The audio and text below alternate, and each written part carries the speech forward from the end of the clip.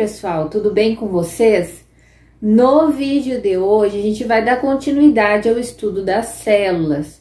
Hoje a gente vai ver como que é composto o citoplasma, que é o lugar na célula onde ocorrem intensas reações químicas. Então eu peço para você que fique ligado nesse vídeo, principalmente porque geralmente esse conteúdo, devido na escola ter muito conteúdo para ser tratado, é um conteúdo visto de forma superficial. Então, nesse vídeo a gente vai ver em detalhes como é composto o citoplasma e a importância dele na célula. Então, fique ligado e vem comigo.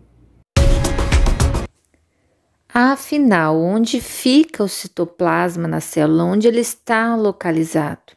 A gente está vendo aí várias células. O que delimita o limite entre uma célula e outra é a membrana plasmática. A membrana plasmática, ela é semipermeável, ela controla as trocas de substâncias entre a célula e o meio extracelular, o exterior da célula. Aí no meio, essa bolinha, a gente está vendo representado o núcleo. É no núcleo onde está dentro dele o DNA, o material genético da célula. O citoplasma fica entre a membrana plasmática e o núcleo. O citoplasma é formado pelo citosol, que é um fluido gelatinoso. Tudo que não for citosol que tiver no citoplasma será organela, que não está aparecendo aí, mas a gente vai ver em outras imagens. E também o citoplasma é formado por citoesqueleto, que a gente verá adiante em detalhes. O citoplasma também é conhecido como hialoplasma, certo? O que significa citoplasma? Cito significa célula, citologia, o estudo da célula, citoplasma, o plasma da célula, a parte fluida da célula onde ficam inseridas as organelas. Mas como assim as organelas ficam soltas lá no citoplasma? Não, as organelas elas ficam em locais específicos e se movimentam graças à ajuda do citoesqueleto. Cito, de célula, e esqueleto, de esqueleto, que dá sustentação à estrutura da célula, que a gente vai ver em detalhes como é composto o citoesqueleto. Na célula, no citoplasma da célula também ocorre produção de energia, síntese de substâncias, transporte de macromoléculas. A gente vai ver algumas coisas que ocorrem no citoplasma da célula em detalhes.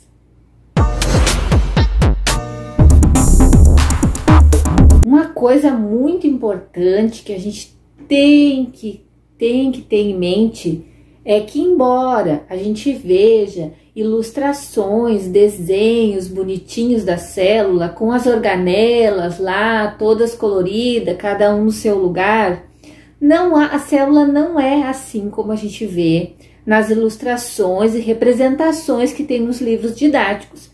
A célula, na verdade, ela é transparente, certo?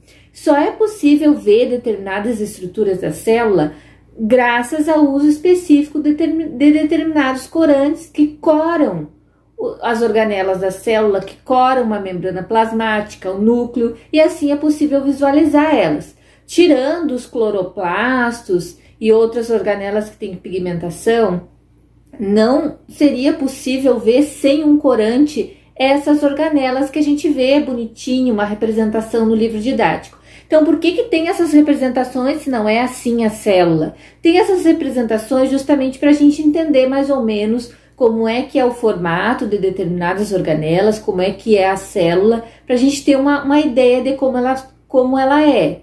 Mas, na verdade, ela é transparente. E o citoplasma? Nos desenhos, o citoplasma parece um espaço vazio ali onde fica inseridas essas organelas. Na verdade, o citoplasma é como a gente está vendo aí. Ele é um emaranhado, como se fosse uma rede. O que é essa rede? Essa rede é o citoesqueleto da célula. É ele que dá sustentação da forma da célula e que permite o movimento das organelas dentro da célula. Quando o complexo Golgiense, que é o lugar onde ficam armazenadas substâncias, libera uma vesícula, por exemplo, essa vesícula ela desliza sob o citoesqueleto. O citoesqueleto é como se fosse uma trilha, certo? Um caminho por onde as organelas vão se movimentar dentro da célula. É ele que permite o movimento das organelas, o movimento da célula em si. Graças a essa rede é que a célula mantém sua estrutura. Por que é o esqueleto da célula? Então, citoesqueleto, esqueleto da célula. Pense em nós. Nós, se não tivéssemos o nosso esqueleto, seríamos todos... Não teríamos uma estrutura, certo? Não conseguiríamos nos manter de pé. A mesma coisa o citoesqueleto da célula. Ele mantém a forma da célula e a estrutura celular, certo? E o citoesqueleto, então, compõe também o citoplasma.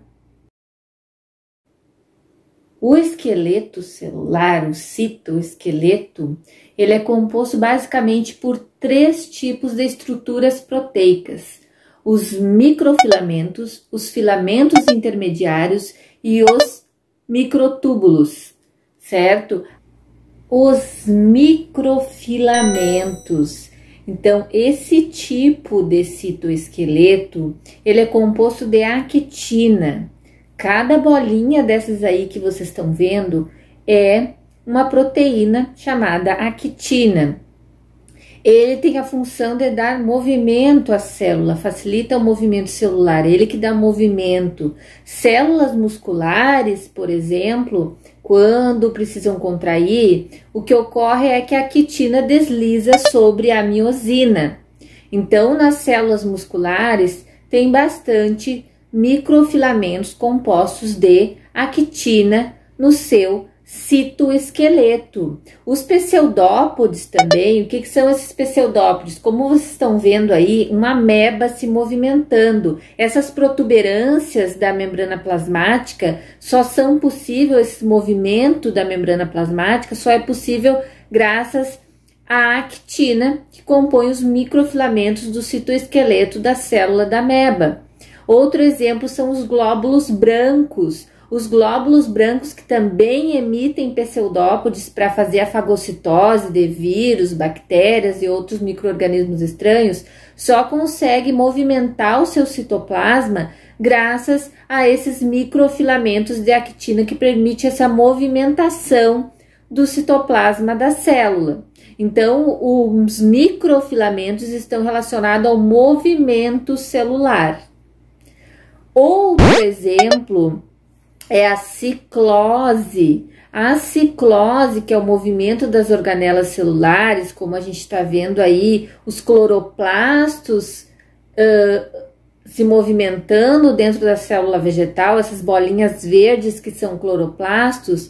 Esse movimento de ciclose, movimento das organelas, que também está presente na célula animal, mas eu estou dando o exemplo da célula vegetal, ele só é possível graças aos microfilamentos de actina que permitem esse movimento. Então, por que esses cloroplastos aí estão se movimentando, estão migrando? Os cloroplastos são, como a gente já viu no vídeo anterior, são as organelas que tem dentro clorofila e através dela a planta capta a luz solar para produzir o seu alimento. Isso só é possível graças também a esse movimento dos cloroplastos. Os cloroplastos sempre vão se movimentar a um lugar que fique melhor para eles absorver a luz solar para realizar a fotossíntese e otimizar a produção de alimento. Os filamentos intermediários. Esse tipo de citoesqueleto formado de filamento intermediário está presente nas células que compõem o tecido epitelial. Ele é formado de queratina, como vocês estão vendo aí, queratina entrelaçada, certo? A função é resistência e sustentação da célula, mantém o formato e a estrutura celular. Está presente na pele, na unha, no cabelo, e ele só está presente em organismos pluricelulares, como, por exemplo, nós, seres humanos. Os microtúbulos são compostos por uma proteína chamada tubulina. Uma das funções é o transporte de substâncias que ficam dentro de vesículas. Essas vesículas não simplesmente elas vão lá até a membrana plasmática e a célula expulsa elas para fora. Não, Quem vai fazer esse transporte são os microtúbulos, certo? O citoesqueleto composto por microtúbulos. Outra função dos microtúbulos, que são um tipo de citoesqueleto, é de dar movimentação de cílios e flagelos. No nosso corpo, por exemplo, a gente tem cílios na mucosa nasal, no nosso nariz, também na tuba uterina. Os espermatozoides têm flagelo e essa movimentação só é possível graças aos microtúbulos. Outra função importantíssima dos microtúbulos é que eles formam os centríolos. Os centríolos deles partem as fibras do fuso e durante a divisão celular os cromossomos vão se dividir, parte para uma célula e parte para outra, uma célula vai formar duas novas células durante a divisão celular. Essa movimentação dos cromossomos só é possível graças às fibras do fuso, que são formadas de microtúbulos que partem dos centríolos. Os centríolos são microtúbulos que participam da divisão celular e só estão presentes centríolos em células eucariontes.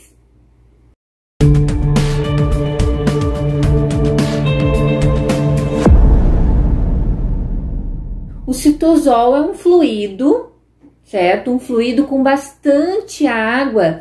Lembrando que a água é um solvente universal. Então, o citosol não poderia ser diferente. Tem bastante água para que as reações químicas que ocorrem muito na célula ocorram tranquilamente. Além disso, no citosol também tem macromoléculas, reserva de glicogênio e de gordura, que são reservas da célula que são liberados quando o nosso corpo necessita utilizar essas reservas.